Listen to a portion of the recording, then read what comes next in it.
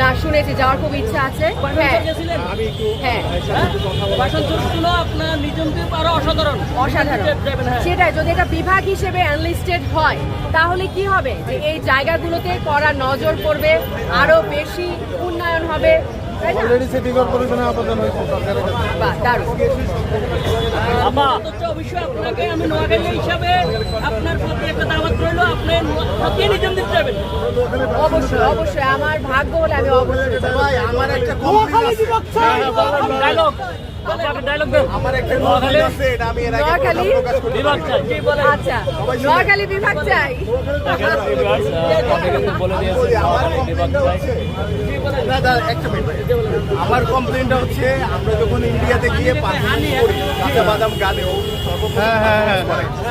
কিন্তু আমরা বাংলাদেশি হিসেবে শোনেন, আমার কথা শুনেন, আমরা বাংলাদেশি ও বাংলাদেশি মেয়ে হিসেবে বাংলাদেশে আপনারা ভাইরাল করছেন, পুরো বিশ্বে জানে কাঁচা বাদামের প্রথম কে ডান্স করছে, কে আপু কোথায় এক মুম্বাইয়ের মেয়ে, ও কাঁচা বাদাম গাল হিসেবে নিজের প্রতিষ্ঠিত করছে, অথচ ও অনেক পরে করছে, ও যাই নেই তাহলে একটা টিকটক করছে। অনেক এই যে বাংলাদেশ হিসেবে আমরা ওয়ান অফ দ্য মোস্ট শিকার হয়েছি, ঠিক আছে, এই যে বাংলাদেশি হয়ে এই যে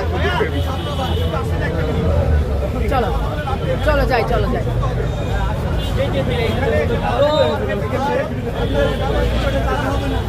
তো ভাবি